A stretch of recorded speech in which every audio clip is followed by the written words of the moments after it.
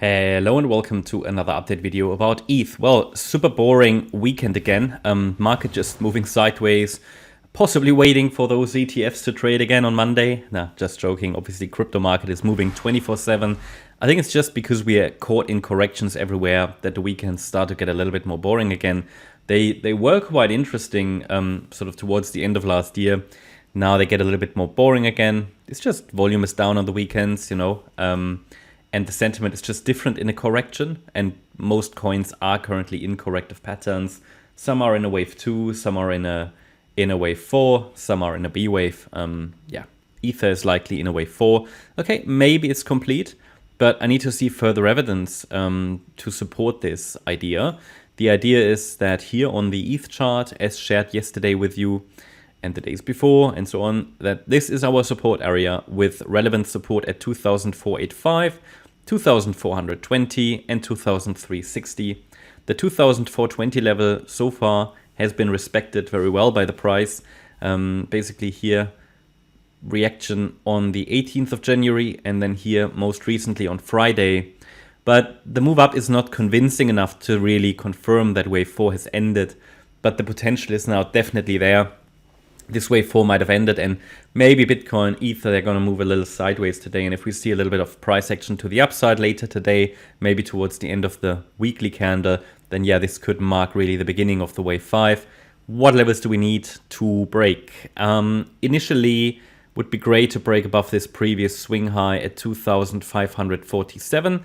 And then also it needs to take out the B wave high there at 2,614. Those are the two levels that need to break to confirm further that we are here in an overall fifth wave already and the fourth wave completed. Okay, if the fourth wave isn't complete, we might see another low towards possibly 2,360, no problem. But then below that level, I consider the white count is dead. That would not be bearish. It would simply mean that this larger wave 2 correction that we've been discussing throughout December and January, early January, that this is still unfolding, okay, and therefore we've got the yellow alternative wave count on the chart, which suggests that this wave 2 is still unfolding, and it might just reach the lower Fibonacci levels. So I put them on the chart yesterday with gray lines. They provide additional support. They are the relevant targets for the C wave in the yellow scenario, which again would not be bearish. It would just mean a little bit more of an extended pullback, and it might just form a marginally lower low.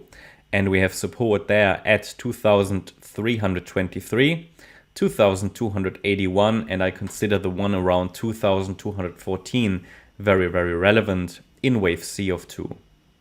So that's sort of what I'm watching, these two scenarios.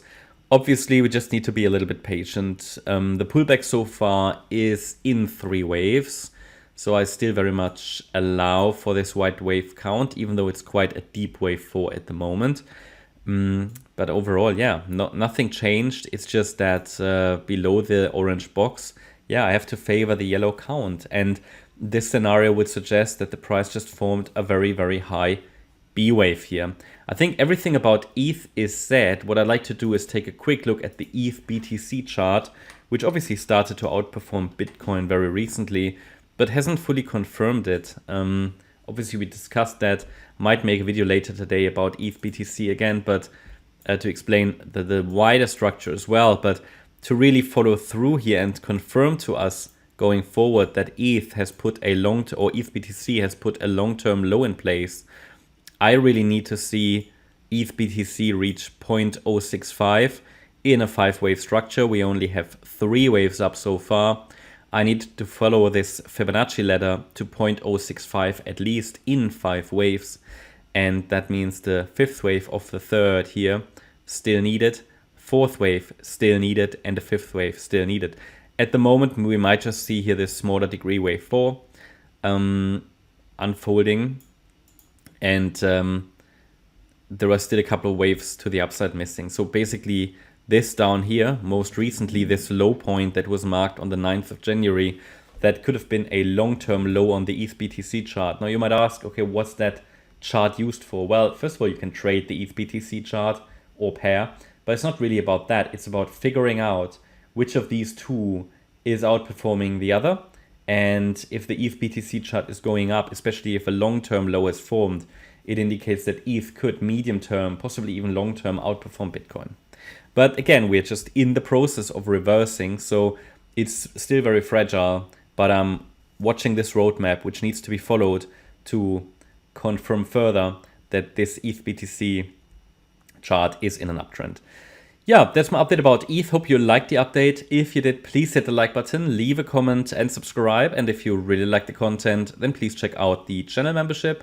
Also, make sure that you follow us on Instagram and Twitter for additional content. Thanks a lot for watching. Bye-bye.